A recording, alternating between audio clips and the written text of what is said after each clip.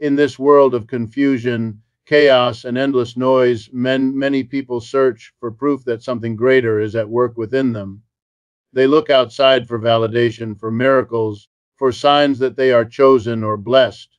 But the truth, the real, quiet, revolutionary truth, is that the evidence of divine power isn't found in symbols or sermons. It's in the transformation of your character, your mind, and your courage to live with integrity in a world that thrives on corruption.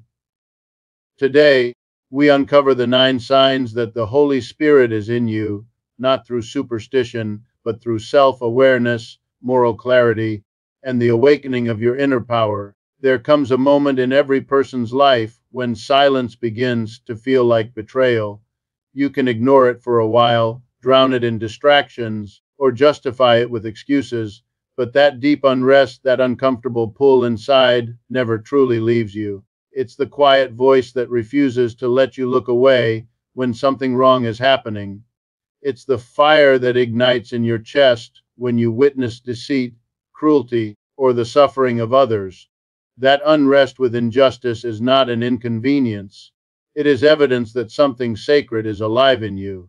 It means your conscience is still awake in a world that's trying to put it to sleep. We live in a society where injustice has been normalized, where exploitation hides behind the language of profit and progress. The strong devour the weak, and the powerful manipulate truth to maintain control. People are taught to look the other way, to believe that as long as they are comfortable, the pain of others is none of their concern. But when the Spirit is within you, that illusion collapses. You begin to see the cost of that comfort, and you can no longer participate in the lie that someone else's suffering is irrelevant to your peace. The moment you start to feel that unease, that quiet refusal to accept corruption as just the way things are, you have already stepped into a higher consciousness. This unrest is not anger for anger's sake. It's the birth of moral clarity. It's the realization that justice is not an external system managed by governments or laws. It's an internal principle that begins in the heart. When you see wrong and choose to act, even in small ways, you are aligning yourself with truth. When you see wrong and do nothing, you contribute to the decay of the human spirit. The Holy Spirit, or the divine force within, will never allow you to find peace in passivity. It will push you, challenge you, and sometimes break your comfort apart so that you can become an instrument of change. People often mistake this unrest as a burden, as if being sensitive to injustice makes life harder. But in reality, it is one of the highest honors, to feel so deeply connected to truth that you cannot ignore it. It means your heart hasn't been desensitized by cynicism. It means you haven't traded your compassion for convenience. It means you still believe that the world can be better, and that you have a role in making it so. This kind of awareness is uncomfortable because it forces you to act differently. You begin to question how you live, what you support, and who benefits from your silence. The spirit inside you doesn't let you turn a blind eye. It teaches you to confront reality with courage. The discomfort you feel is the beginning of transformation. It's the force that leads you to speak truth when everyone else remains quiet. It's the strength that makes you walk away from systems built on lies, even when it costs you comfort, approval, or security. The spirit inside doesn't whisper, "Be safe." It whispers, "Be true." That's why those who carry this unrest are often misunderstood. They are called rebels, radicals, or dreamers. But what they really are is awake. They see what others refuse to see, and they carry the burden of awareness with both humility and determination. When this inner restlessness meets wisdom, it becomes a movement. It stops being just emotion and turns into purpose. You start to realize that justice is not just about changing laws. It's about transforming hearts. It's about treating people with dignity in your daily life, about speaking with integrity when others manipulate truth, about showing compassion even when the world rewards cruelty. The spirit inside you pushes you to act differently because you've begun to understand that real change starts within. You become the protest, the correction, the living example of a better way to exist. This unrest with injustice is not a flaw, it's a signal of alignment. It shows that your inner world is synchronized with something greater than yourself. Every time you speak up, every time you refuse to be silent, every time you stand beside those who suffer, you give form to the invisible power that lives within you. You prove that spirituality is not about escaping the world, but about transforming it. To feel that deep unrest is to hear the heartbeat of humanity echoing inside your own chest. It's to know that while you may be one person, you carry within you the potential to challenge entire systems of corruption and indifference. There will be times when it feels exhausting, when your empathy feels like a curse in a world that celebrates apathy. But understand this, that H in your heart is not weakness. It is the pulse of divine power reminding you that your existence is not meant to be neutral. It's there to keep you human, to keep you humble, to keep you awake. The unrest you feel is the spirit refusing to let you live small, refusing to let you numb yourself with comfort, and demanding that you live with courage and compassion in every decision you make. So the next time you feel that burning in your soul, when you see injustice, don't push it away. Don't silence it. Let it move you. Let it guide you toward truth, toward integrity, toward action. That is not anger. That is love in motion. That is the spirit within reminding you that justice is not just a word, but a calling. And if you have the courage to follow that unrest, you will discover that it doesn't destroy your peace, it deepens it. Because the moment you start living for what is right, you stop being afraid of what is wrong. There comes a point in your journey when illusions no longer satisfy you. The empty comfort of pleasing words and easy answers begins to lose its flavor. You start to crave something deeper, not the polished surface of truth, but its raw and unfiltered essence. You crave truth even when it cuts, even when it exposes your flaws, even when it dismantles the identity you once clung to. This hunger for truth is not common because truth has a cost. It demands courage, humility, and the willingness to face yourself without the masks that once made you feel safe. Yet, once you have tasted even a drop of truth, you cannot return to ignorance. It becomes your oxygen. It reshapes your vision and redefines the meaning of freedom. To crave truth is to walk a lonely road at times. Most people prefer comfort over clarity, approval over authenticity. They hide behind social lies and call it stability. They fear confrontation, not only with others, but with themselves. But when the spirit is alive in you, deception becomes unbearable. You cannot pretend anymore. You can't stand shallow conversations or false appearances. You start noticing the gap between what people say and what they do, between what the world promotes and what truly nourishes the soul. You become allergic to hypocrisy, both in others and in yourself. This is not arrogance, it's awakening. You no longer want to live in a performance. You want reality, even if it breaks your heart first. The truth has a way of breaking you open before it builds you stronger. It exposes the illusions you once mistook for wisdom. It humbles you, sometimes painfully, by showing you your own contradictions. The moments you lied to protect your ego, the times you judged others for the same sins you carried quietly. But this confrontation is sacred. The Spirit doesn't reveal your flaws to shame you, it reveals them to free you. Every truth that wounds your pride also heals your blindness. Every uncomfortable realization becomes a doorway to transformation. The pain you feel is not punishment, it is purification. It burns away everything false so that only what is real can remain. To crave truth is also to reject manipulation. The world feeds on half-truths, marketing lies, political propaganda, social facades, all designed to keep people passive and distracted. But when the Spirit moves within you, your discernment sharpens. You start questioning what you're told. You no longer swallow narratives just because they're popular. You stop following crowds and start following conviction. You learn that truth is rarely convenient, and those who speak it often stand alone. Yet that isolation becomes strength because you begin to understand that truth doesn't need majority approval, it needs courage. You stop fearing being misunderstood because authenticity has become more valuable to you than acceptance. Truth also changes how you love. When you crave truth, you stop romanticizing lies. You stop clinging to people who manipulate, who flatter, who make you doubt your worth. You start valuing honesty over charm, substance over appearance. You realize that love built on illusion will always collapse under reality's weight. So you choose differently.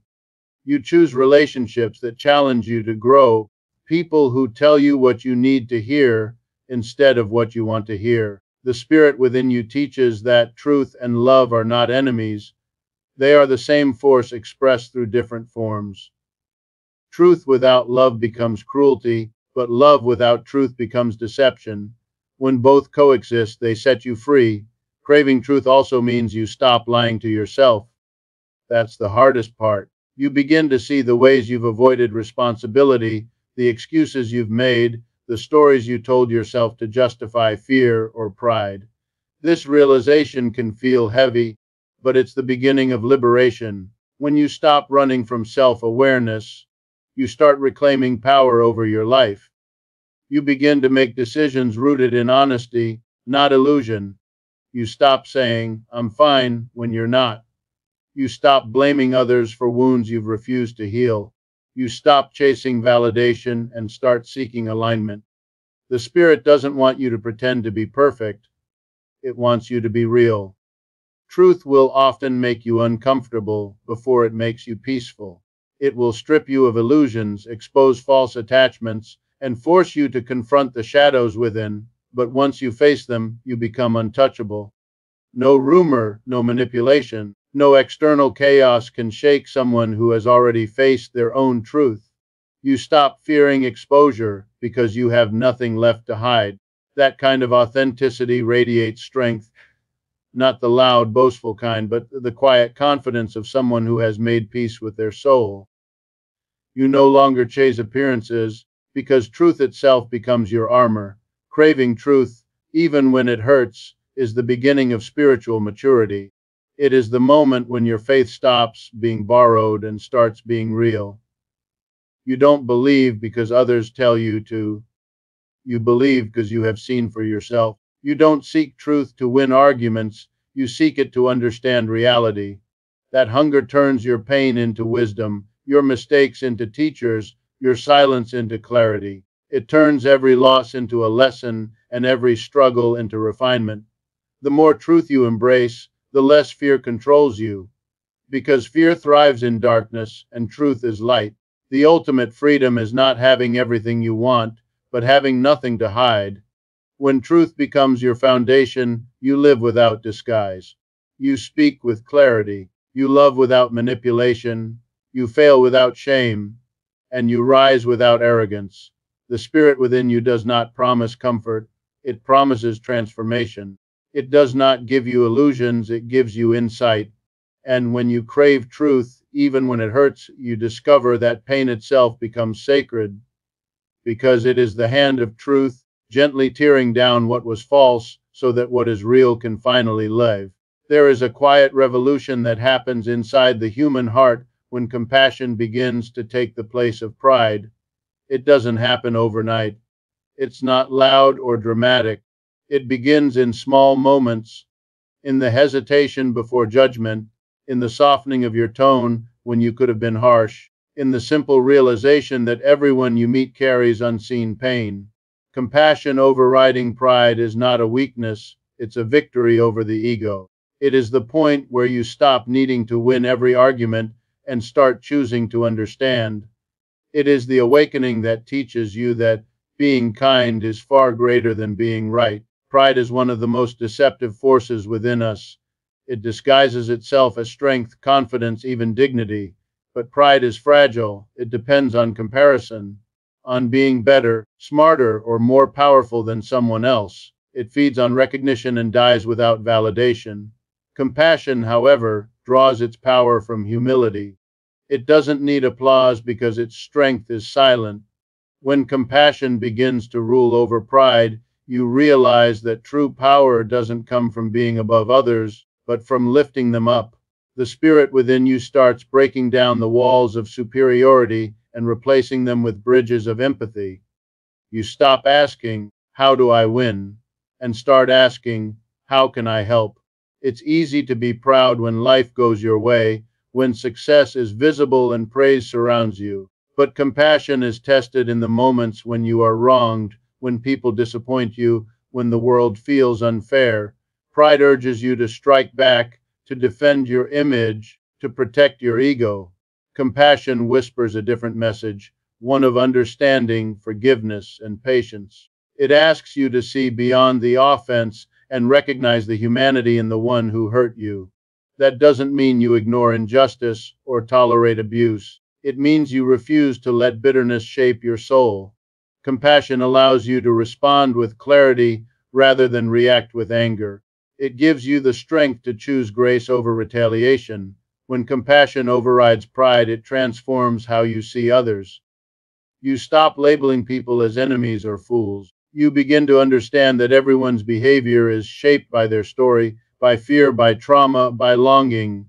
You start to see that most cruelty comes from pain, not power. This doesn't excuse wrongdoing, but it helps you approach it with wisdom rather than arrogance. Pride builds distance between people, compassion closes that gap. It reminds you that we are all made of the same fragile material, all stumbling our way toward understanding, all in need of mercy. Once you truly see that, judgment loses its grip on you. Compassion also changes how you lead. Pride leads through control, compassion leads through connection. Pride demands loyalty, compassion earns it. A proud person commands attention, but a compassionate person inspires trust. When you choose compassion, you become approachable, real, and grounded. You no longer need to prove your worth through dominance. You start realizing that leadership is not about power over people, it's about responsibility for them. The spirit inside you moves you from self centered ambition to service centered purpose. You stop seeing others as competitors and start seeing them as collaborators in a shared journey toward growth. One of the hardest lessons compassion teaches is the ability to forgive yourself. Pride clings to perfection. It refuses to admit weakness. It makes you wear a mask even when you are breaking inside. But compassion reminds you that being human means being flawed, and that grace must begin within. When you learn to treat yourself with kindness, you no longer project insecurity onto others. You stop defending your ego and start nurturing your soul. Self compassion doesn't make you complacent, it makes you resilient. It allows you to acknowledge mistakes without drowning in shame, to learn without self hate, to grow without losing your gentleness. The Spirit works through that process, breaking the chains of pride that kept you imprisoned in the illusion of control. In a world obsessed with status, appearances, and domination, compassion becomes an act of rebellion. It challenges the notion that strength is measured by how much you can take, and instead shows that true strength is revealed in how much you can give. Pride tells you to conquer, compassion tells you to heal. Pride builds empires that eventually crumble. Compassion builds relationships that endure. Every time you choose compassion, you weaken the system of fear and selfishness that dominates society. You remind others that love, empathy, and understanding are not naive ideals. They are revolutionary forces that can transform entire communities. Compassion overriding pride doesn't mean you become passive. It means you become powerful in a different way. You gain the ability to influence without force, to correct without humiliating, to confront without destroying. It takes far more strength to remain kind in the face of cruelty than to retaliate with the same energy. The spirit within you guides that transformation. It teaches you that your value isn't determined by victory but by virtue. It reminds you that every act of kindness is a seed planted in the soil of eternity, one that may bloom long after you're gone. When compassion becomes stronger than pride, peace replaces tension. You stop carrying the need to prove yourself. You begin to see life not as a competition, but as a shared experience of learning and becoming. You no longer view people as obstacles, but as mirrors reflecting parts of your own humanity. Every encounter becomes an opportunity to love, to grow, to understand. Pride isolates, but compassion unites. Pride shouts, but compassion listens. Pride seeks to be remembered, compassion seeks to make a difference. And in the end, when your heart has learned to choose empathy over ego, forgiveness over vengeance, and understanding over arrogance, you discover a quiet power that no amount of pride could ever give you. You begin to feel the peace that comes not from being above others, but from being deeply connected to them. That is the work of the Spirit within, to soften what was hardened, to heal what was wounded, and to remind you that the highest victory you can ever achieve is to love beyond pride. There is a rare and beautiful strength that emerges when you learn to experience peace in uncertainty. It doesn't come easily, and it's not the kind of peace that comes from everything being under control. It's the kind that is born in the middle of storms, when nothing around you makes sense, yet something inside whispers, you are still safe. It is not about ignoring chaos or pretending everything is fine. It's about learning to trust a deeper rhythm of life, one that moves with wisdom beyond your understanding. This peace doesn't erase uncertainty, it transforms how you live within it. From the moment we are young, we are conditioned to crave certainty. We want clear answers, solid plans, and predictable outcomes. We are told that control equals safety, but the truth is, no matter how much we plan or prepare, life has a way of surprising us, sometimes with beauty, sometimes with pain. The more we try to control everything, the more we become prisoners of our own expectations. Uncertainty is not the enemy, our fear of it is. And when the Spirit is alive in you, that fear begins to dissolve. You start to understand that peace isn't the absence of chaos, it's the presence of trust. Peace in uncertainty begins when you accept that you are not meant to know everything. The human mind craves clarity, but the soul thrives in surrender. There comes a point when you realize that your peace doesn't depend on circumstances, but on your connection to something larger than circumstance. You begin to feel guided even when the path is unclear. You stop trying to force outcomes and instead focus on aligning yourself with truth, integrity, and purpose. That shift in perspective is where real peace begins, not in control, but in confidence that even when you don't see the full picture, you are still moving in the right direction. It takes courage to live that way. The world celebrates certainty and calls doubt a weakness. But those who can stay calm in the unknown have mastered one of life's greatest lessons: how to trust the process. When everything falls apart, when plans fail, when the future blurs, your ego screams for answers. Yet the Spirit teaches you to breathe, to be still, to know that not knowing is not the end. It's the beginning of growth. The same uncertainty that frightens you is also the soil where faith, creativity, and strength are born.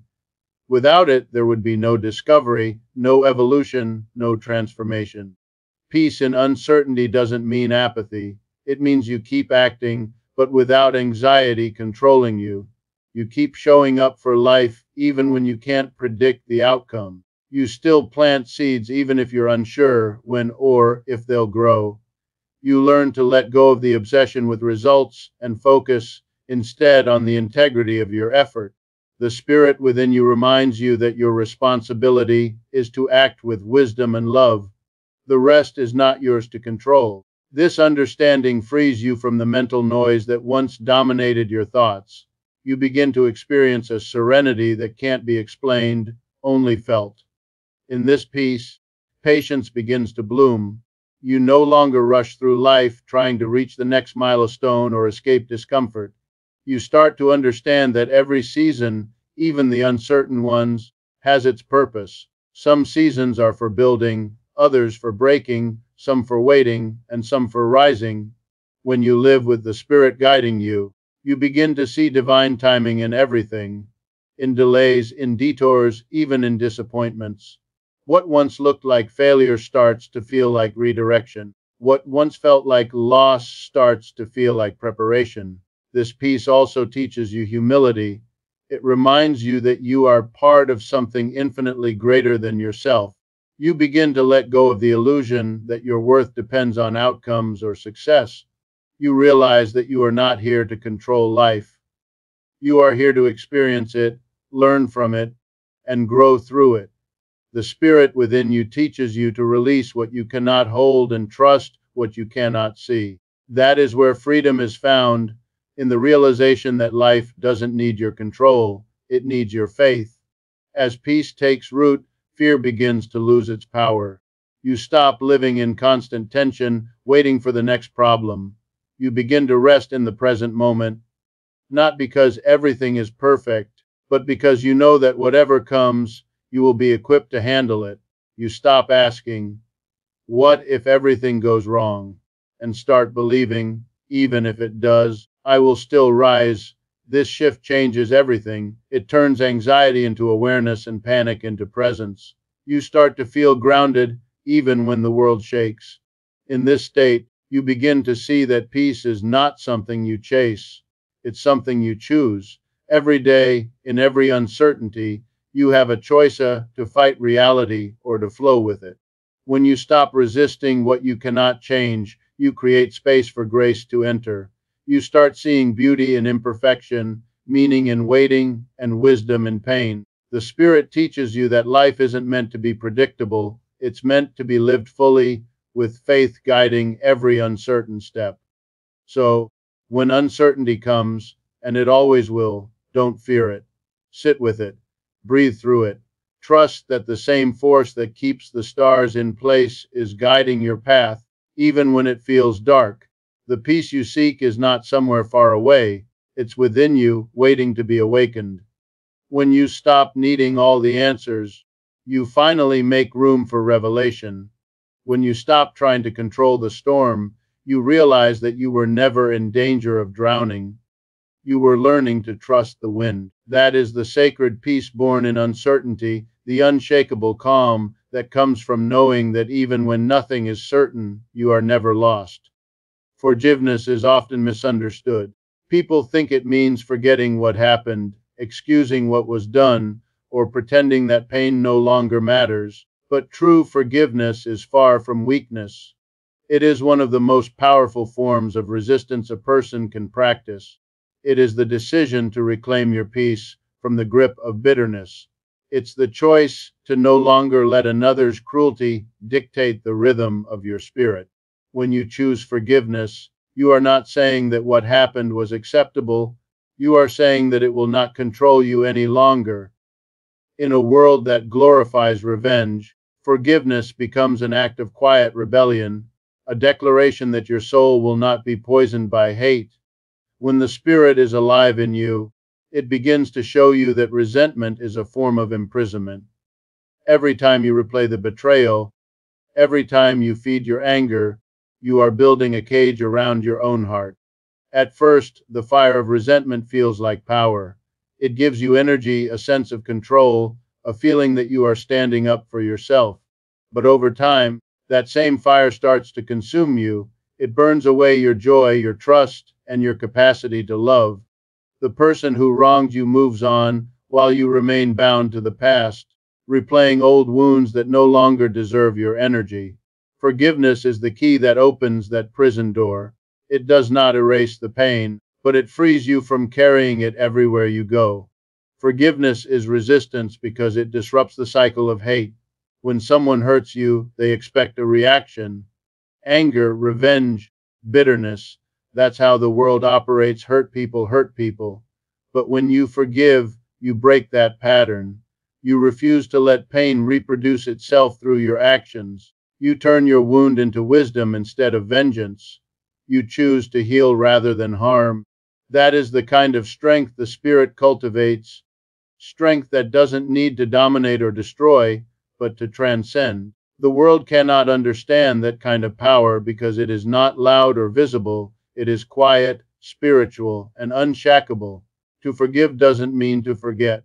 It means to remember with clarity, but without hatred. It means you learn from the experience instead of being defined by it. You stop allowing someone else's actions to determine your identity. You recognize that every act of cruelty reveals more about the other person's wounds than your worth. The Spirit helps you see through the eyes of compassion, not to justify the harm, but to understand that those who injure others are often acting out of their own fear and pain. This understanding doesn't make the wound disappear, but it transforms how you carry it. Instead of a source of bitterness, it becomes a source of wisdom and empathy. Forgiveness is not passive. It doesn't mean staying silent or allowing abuse to continue. In fact, it often takes great courage to forgive while still setting boundaries. You can forgive someone and still refuse to let them hurt you again. You can wish them peace without welcoming them back into your life. Forgiveness is an inner act. It happens in the heart long before it happens in conversation. It's not about reconciliation with the other. It's about reconciliation with yourself. You forgive so that you can stop carrying their darkness inside your light. When you choose forgiveness, you reclaim your energy for what truly matters. Anger is exhausting. It consumes your focus, your creativity, your ability to feel joy. But forgiveness returns your power to you. It gives you back your mornings and your nights. It allows you to breathe without the weight of yesterday pressing on your chest. It opens the door for peace to enter. The Spirit within you cannot dwell in bitterness, because bitterness and grace cannot occupy the same space. Forgiveness is how you make room for grace again. In a world driven by retaliation, forgiveness becomes an act of moral defiance. Society teaches that revenge is justice, that payback is strength. But real justice comes from breaking the chain, not continuing it. Real strength is walking away without letting hatred follow you. The person who forgives doesn't do so because they are weak. They do so because they have evolved beyond the reach of harm. They understand that peace is not found through punishment, but through release. The Spirit within you whispers, let go, not because they deserve peace, but because you do. Forgiveness also transforms how you see your past. The same experiences that once made you bitter begin to shape your compassion. You start to recognize how pain has deepened your understanding of others. The same betrayal that once crushed you becomes the lesson that teaches you discernment. You no longer view your scars as signs of defeat, but as symbols of survival. Forgiveness allows you to rewrite your story, not as a victim, but as someone who rose above what was meant to destroy them. That is resistance in its purest form, turning pain into power, not by denying it, but by refusing to let it define you. It takes spiritual maturity to forgive. It requires you to step outside of ego and step into truth. You begin to realize that holding on to hate only ties you to the very person or event you wish to be free from. The moment you release it, you feel a lightness that words can't describe.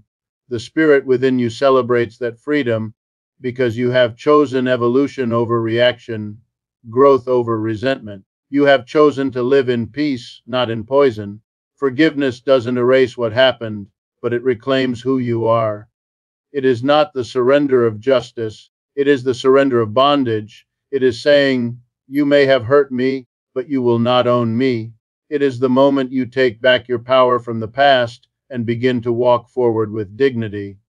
In a world that glorifies revenge, forgiveness is the ultimate rebellion, proof that your heart, though wounded, still belongs to love.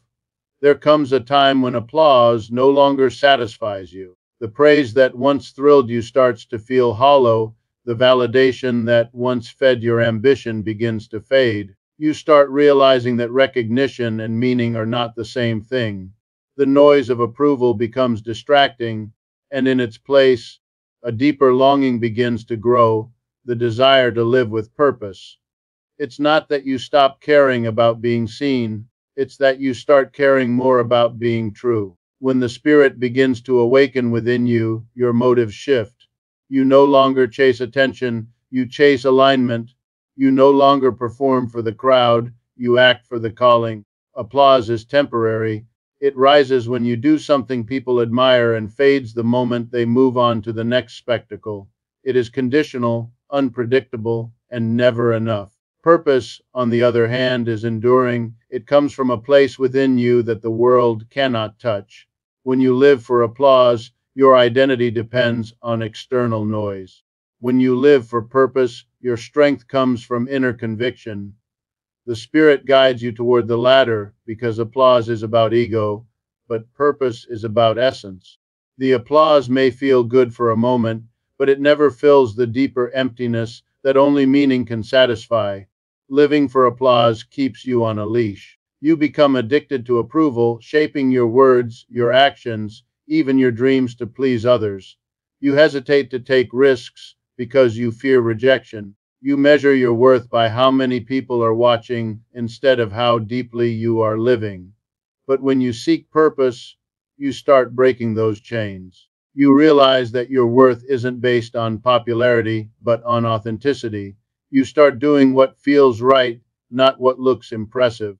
The spirit within you teaches that fulfillment doesn't come from applause, it comes from obedience to truth, from doing what you were meant to do, even if no one claps. The journey toward purpose is often lonely.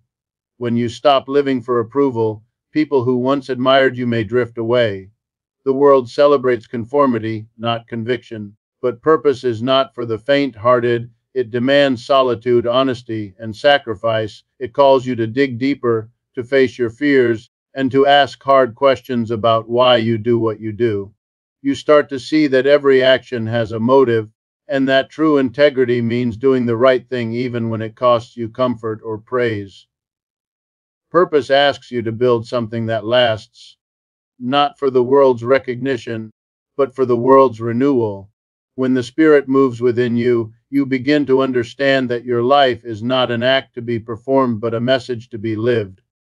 Every word, every choice, every sacrifice becomes a reflection of your deeper truth.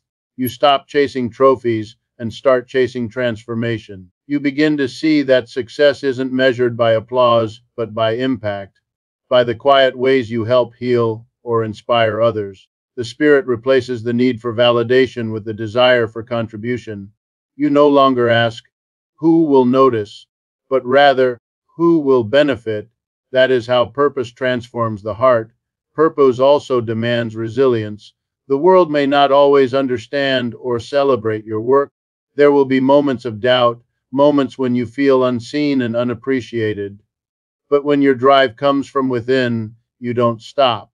You keep moving because you know your mission isn't dependent on anyone's applause. Purpose gives you stamina where praise gives you exhaustion. It fuels you through the unseen hours, through rejection, through silence.